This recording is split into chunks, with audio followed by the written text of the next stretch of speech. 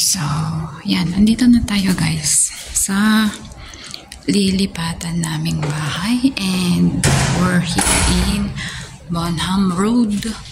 So, ito ang aming lilipatang bahay. Malinis na siya.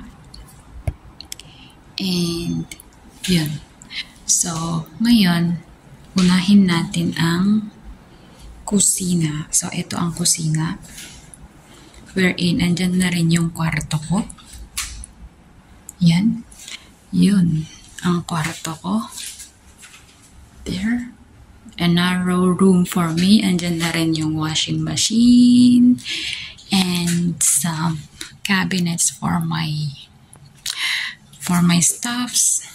Yan. Andyan na yung ibang gamit ko. And yan ang aking higaan. There.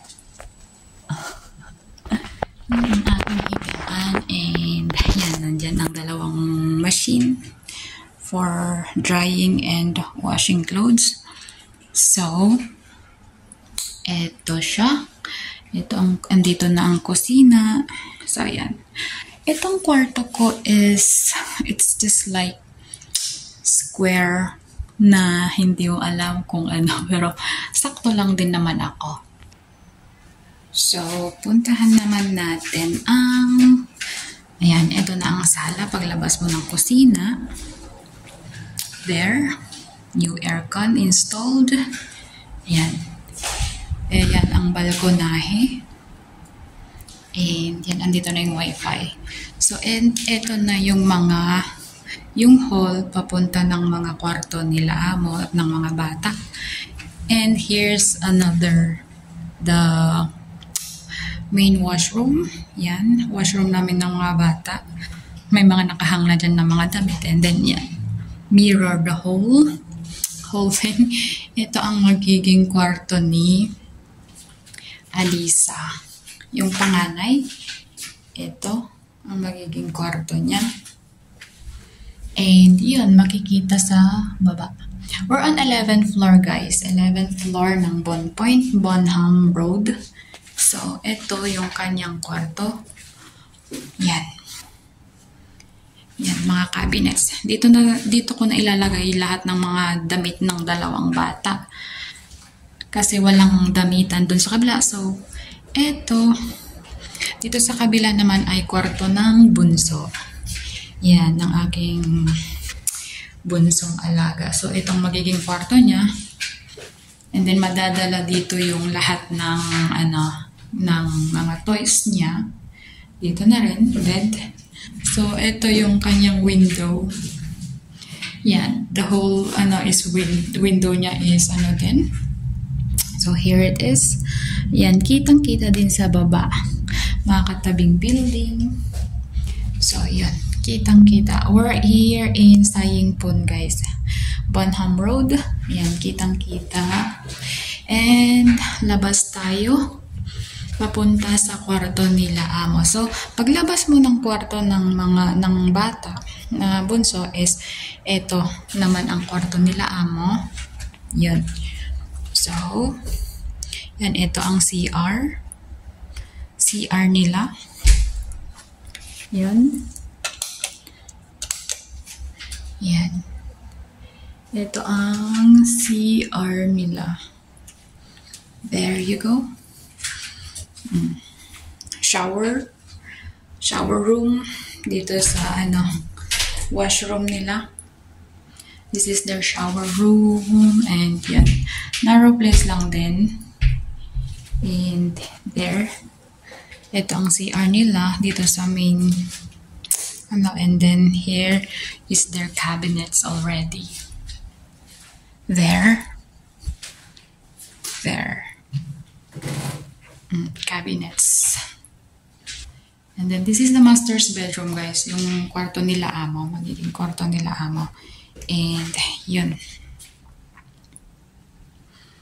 Yun. Bintana. And there, bintana din, the whole thing, the whole wall, kung tutuusin, is bintana siya na, and there, kitang-kita din sa baba, guys. kitang-kita din sa baba. So, there it is. There's the nearby park. Yan, kung saan, maulan sa labas guys, kaya dala-dala din ng payong. Yan, kitang-kita sa baba sa mga katabing building. Yan. And here, yan, labas na tayo. So, yan, ang bed. May sa loob. Then, stock room sa loob. Yan. And, there. So, ito yung aming lilipatan, guys, na bahay.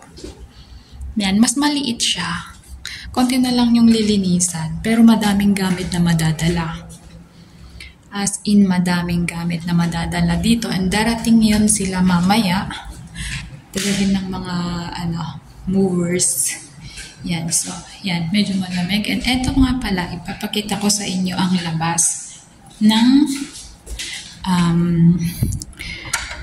yun, doon tayo sa balcony. So, yan, ang balcony. There you go. Yan, maulan nga talaga. Yan.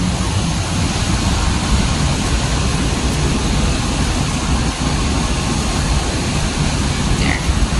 Natatakot ako, nalulula ako, guys. Nalulula ako.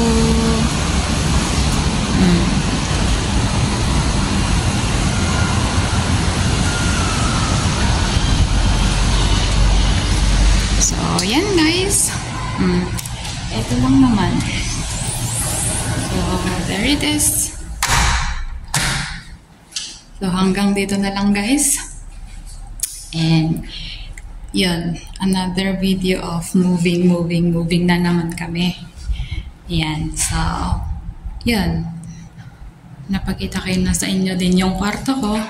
Wherein, relate yung mga ibang OFW dyan, wherein parang mag-a-adjust akong muli kasi nanggaling ako sa mga kwarto within how many years kila amo. Nanggaling ako sa mga kwarto na malalawak ng konti. And now that I've decided something for me and my family, ayan, naging ganito naman yung magiging lilipatan namin. Naging very small na yung aming, nung aking gagalawan sa aking private room. So, yan. And ngayon ko lang ulit makakasama ang, unlike 2016, ganun din, pero mas malawak pa din yung aking tinutulugan dati. Unlike now, na talagang ako lang yung magkakasya doon sa bed, yung halos kapag tumagilid ka na ay hanggang doon lang talaga. So ayan, here's my video for today guys, and hopefully